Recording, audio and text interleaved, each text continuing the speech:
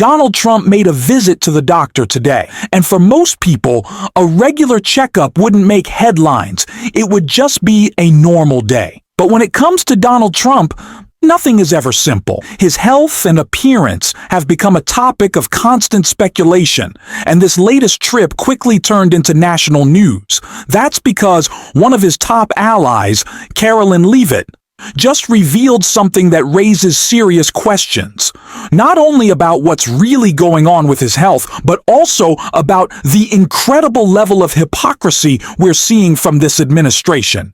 The details are surprising, and they've sent MAGA circles into full panic mode. We're going to break it all down. What this visit really means, what's being covered up, and why this story matters more than people realize. But before we get into it, if you could leave a like on this video and subscribe if you haven't already, it really helps support the channel and lets us keep bringing you these important updates. Now, let's start with the full context of Trump's visit and some of the breaking coverage from Chris Hayes that's setting the stage for what's about to come next. Trump is the oldest man to ever be sworn in as president of the United States. Yes, he is older than Joe Biden was when he assumed office. And one thing we know about the presidency is that it ages people.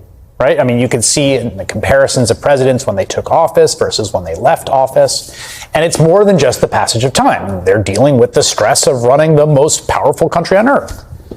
That struggle was on full display with the last president, Joe Biden, who was at the time the oldest person ever elected.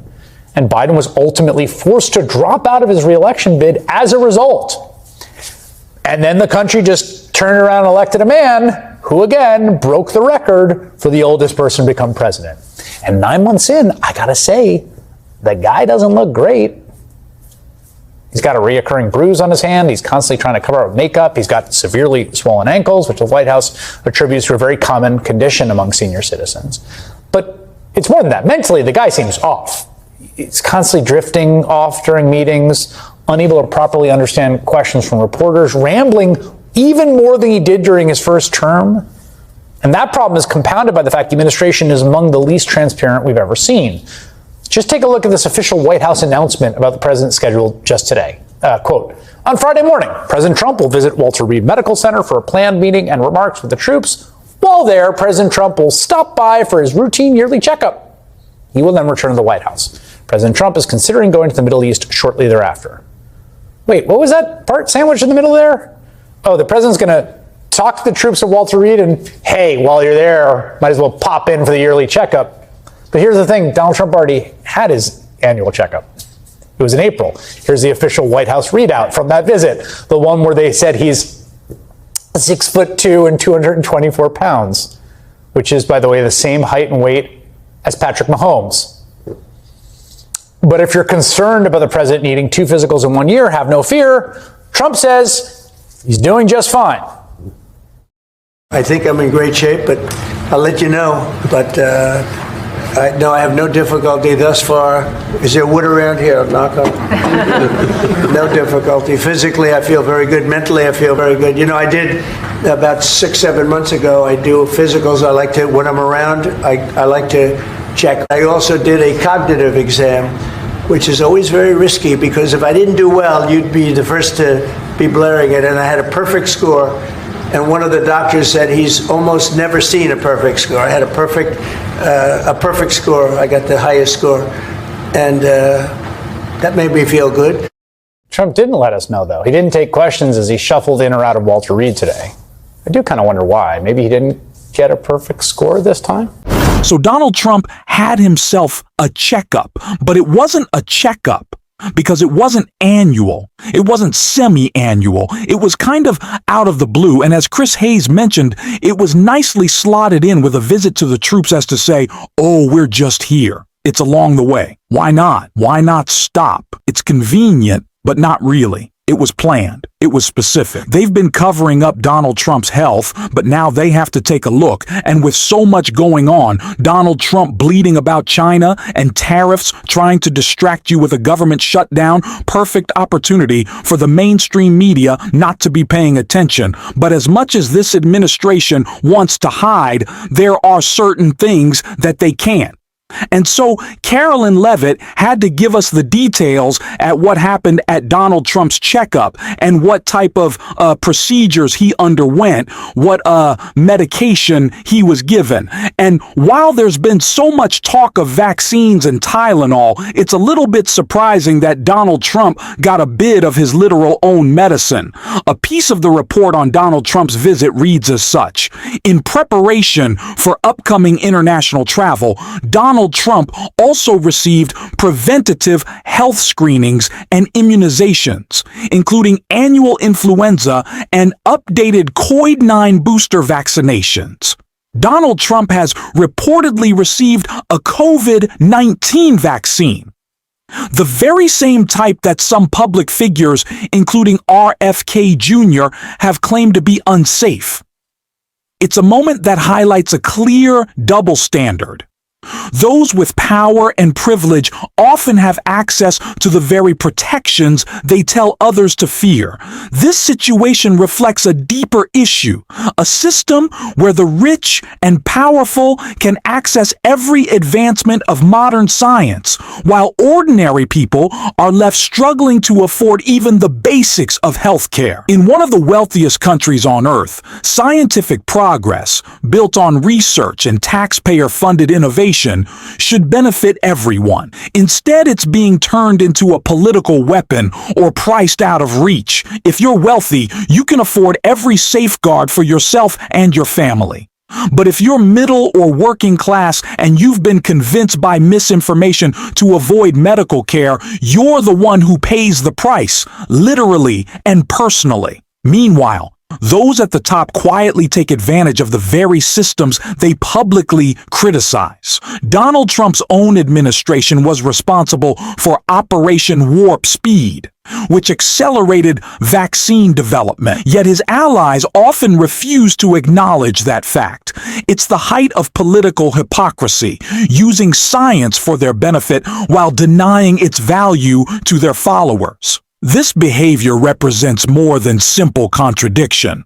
It's a pattern of self-interest and manipulation. Leaders who claim to fight for the people end up protecting themselves first, while blaming others for the consequences of their own actions. It's easy to feel angry about that, and we should be. But the power of that frustration lies in recognizing the truth together, demanding accountability, and standing up for honesty and fairness in leadership.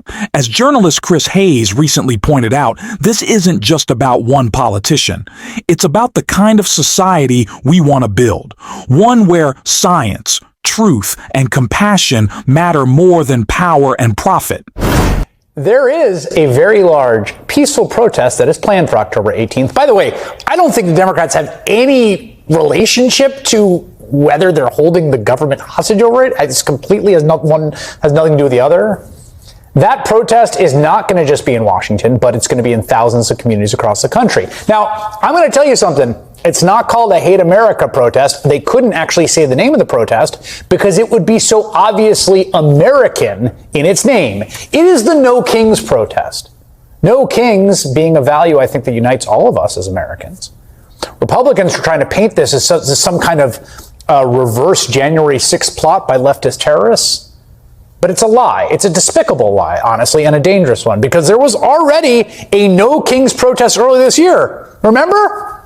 We both lived through it. It's not that long ago. You might have even been there if you're listening to this right now. I covered it live at this desk, along with the other estimated 5 million Americans who were there, of every background and age, and they marched, and they danced, and they sang, and they carried signs, some of them snarky, some of them quite funny, all across the country, in more than 2,000 cities and towns. It was held on June 14th, Flag Day. It even outdrew Donald Trump's birthday parade of army tanks that same day. Remember that? So, when all those MAGA Republicans went out in advance of the protest to try to criminalize protected political activity, the organizers of the upcoming No Kings rally responded, quote, "After a few moments of laughter, the No Kings coalition issued the following statement. Speaker Johnson is running out of excuses for keeping the government shut down. Instead of reopening the government, preserving affordable health care, or lowering costs for working families, he's attacking millions of Americans who are peacefully coming together to say that America belongs to its people, not to kings. We'll see everyone on October 18th. The group reaffirmed its commitment to nonviolence and said its organizers are trained in de-escalation. Republicans, led by the Speaker of the House, are telling the public that a peaceful demonstration on the National Mall, again, we already had one, right? This isn't just a thought experiment. We had a big one in June. They're planning another one, but this will actually be a gathering of organizations the administration has formally designated in an executive order as violent terrorists. And again, it's preposterous and comical at one level, but again, this is incendiary and incredibly dangerous. But that's the point. They understand these protests are powerful. They are trying to intimidate people from turning out with lies and conspiracy theories. Just as officials like Secretary of Homeland Security Kristi Noem have churned out government propaganda videos and media interviews where, again, they're trying to pull off this lame Jedi mind trick where they just tell us that we're not seeing what we're seeing. This totally alternate reality, totally untethered to delude people into believing cities like Portland and Chicago are war-torn hellholes. When even Noem is being met, oh, there they are. Oh my God, there they are. The guy in the chicken suit. Polite crowd of protesters, some people in frogs and capybara costumes, and unicorns. That's what's going on. Of course, there are protests around the world and around the country. In Portland, Chicago, we're seeing regular people standing up for their neighbors. We're seeing people protest in the face of more footage of escalating abuses. Again, that is the precipitating incident in all this, right?